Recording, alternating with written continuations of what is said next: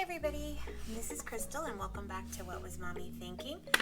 If you are new here, I am a full-time working mom of 3 boys and live in the great state of Texas. If you're not new here and you're already a subscriber, welcome back and thank you so much for being here with me today. Today's video is going to be my budget plan for my once a month paycheck of December the 31st.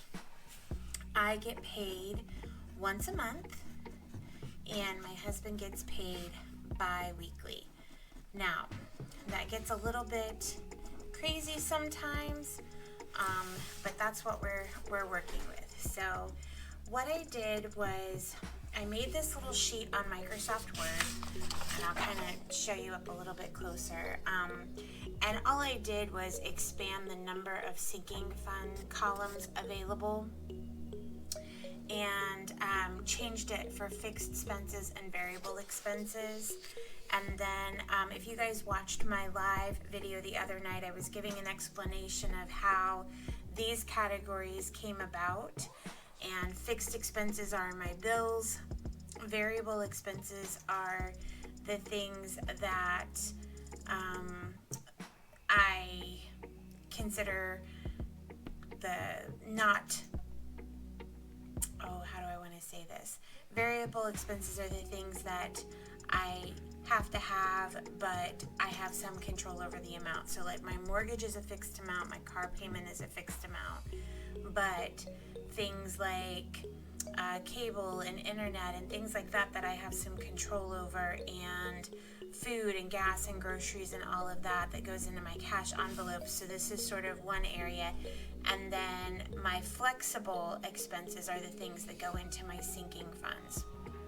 So sorry to kind of go off on that little curveball there, but I wanted to do this and show you guys how we budget off of my once a month paycheck, because we do things a little bit differently and we're changing it from 2020 to 2021. We're even changing it yet again. So out of my paycheck every month, the mortgage comes out of my paycheck, and that is the only bill that gets paid out of my paycheck.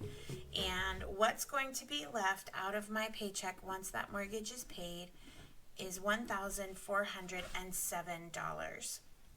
Now, what we do is we take the cash envelopes for the entire month. So my groceries, my gas, my eating out, my allowance, and our entertainment budget if there is one, but we have done away with that. And then the unexpected category, which we leave in the bank. So I'm going to go ahead and write those in here. So we do grocery, we do gas, we do eating out, allowance, and then our unexpected. And then I sort of write a little dot next to unexpected so that I know that that's in my bank account. What we are budgeting this month, because this is for the month of January, our grocery budget for the month of January is going to be $460. Now that's $115 a week because we are doing the Janu Pantry Challenge. We're supposed to be living out of our pantries and our freezers for the month of January, with the exception of like your milk, your fresh produce, things of that nature. So we're going from a $250 a week for household and groceries down to a $115 a week. For gas, we're going to give ourselves $125 for the month, and that's for both vehicles. And what I want to do here, because if you've watched any of my previous videos, my husband's gas money goes straight from our bank account onto his PayPal card, and so we're doing a split, and 65 of it will be in cash and 60 of it will go onto his card. My card doesn't get as great of a gas mileage as his does. For eating out, even though our goal is to not eat out until the very end of the month, which is my birthday, so we're gonna leave $100 in there for that. Allowance is $100 a month. And unexpected is going to be $50 this month, which is a decrease.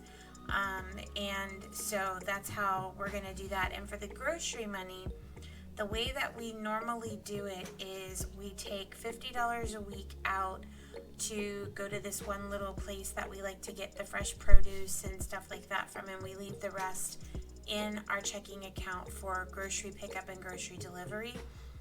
This month I haven't quite decided because, y'all, it's getting really intense where we live as far as it being safe to go out. So I'm not 100% sure yet if I'm going to take any of this out in cash or whether I'm going to put a little dot next to it and we're just going to eat all of get all of our stuff from pickup and delivery this month. But so let's go ahead and add this up. It's $460 plus $125 plus $100 and another $150. So that's $835. And if we take $1,407 and subtract $835, we have $572 left over. Now, what I've done is I've made the green spaces coordinate with one another. So each category, whatever I'm deducting, will be in this peach color, and then what's getting carried over. So I'll carry that 572 over to here. All right. So for sinking funds for this paycheck, as with the last couple of budgets that you guys have seen me do, we've been discussing about the changes that are coming up for 2021, and this is no exception. So out of my paycheck, we have our home maintenance fund, and typically we budget $35 for that, and we have increased that to $50. For our vehicle maintenance, we have also adjusted this amount. We used to put in $30, and we're now going to put in $40. Typically, we fund the clothing sinking fund out of this paycheck, but we are not going to be putting any money in this payday. That we used to do $75 a month. Our pets, typically we do $75 a month, but we're good in that sinking fund right now, so we're not going to put any more in there. We did away with our school sinking fund. We kept our back to school, but did away with the school one. Our sports typically gets funded this paycheck, but I have enough to last us until the next time that we would normally put that in. For birthdays, and in this sinking fund, we're going to put $120. Both of my older two boys have birthdays coming up in February and March, and mine is in January. For Christmas, we're going to do $200. For back to school, we're going to do the $100. And then we have our HOA and our pest control. And these are both quarterly items, and I'm pretty good about only putting in there what we need. So these are going to be the only things that we fund this payday. So let's go ahead and add those up. We've got 50 and 40 and 120 and 200 and 100 and 26 and 36, and that gives us a total of $572, and that leaves us with nothing left. So that means there won't be any extra debt or any extra savings coming out of this paycheck. I don't have any other bills coming out either. So this is what it's going to look like when I am able to, the bank will be open on Monday, so we'll go and get our cash out and do the cash envelope stuffing. You guys will see that next week. But I wanted to go ahead and show you, for those of you that are paid monthly, one of the other adjustments that we're making is that for these amounts, when I go to take my cash envelopes out, I'm going to take these amounts out. Instead of getting like 250s here, I'm going to get 420s and 45s, because eating out this amount divided by 4 comes out to 25 a week. So I'm dividing all of these amounts out, not the gas so much. I may be able to do that. So like whatever, 65 divided by 4 is basically 16 for 3 weeks and 17 for another.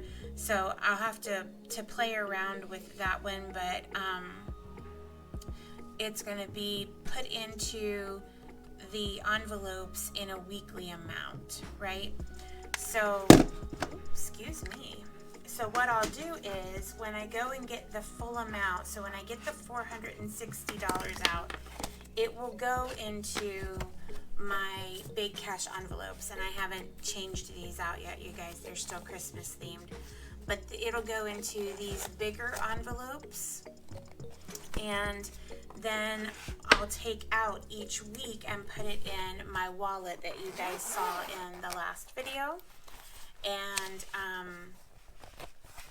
And I'll put, so if groceries is $115 a week, all that I'm going to put in here is $115.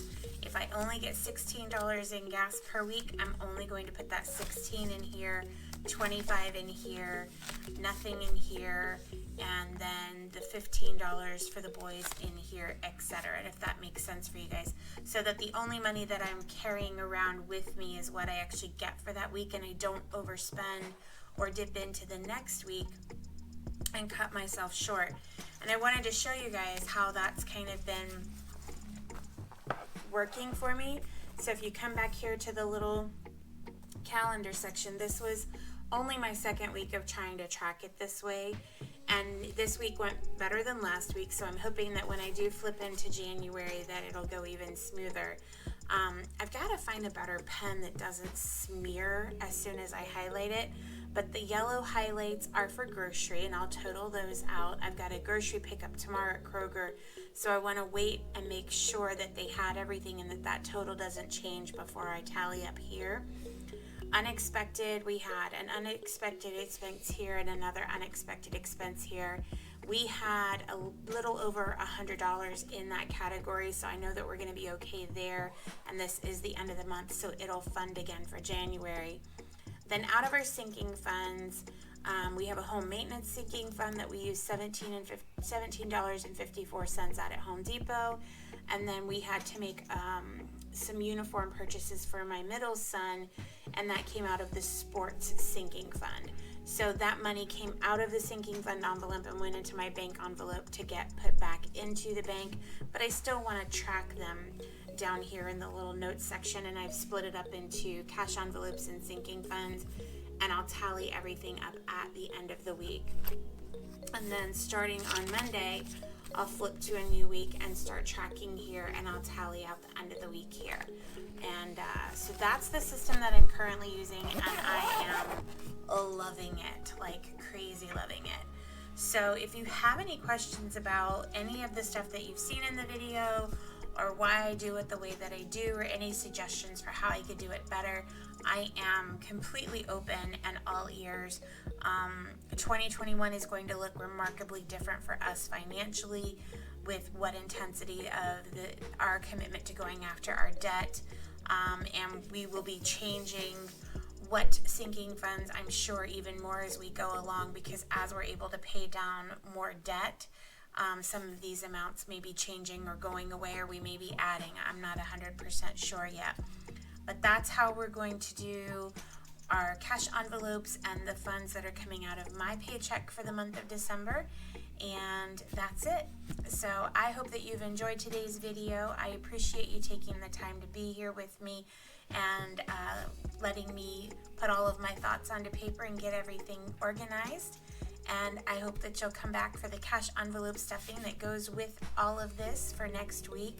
And until then, I hope you have a great day, and I will see you in the next video. Take care, everybody. Bye-bye.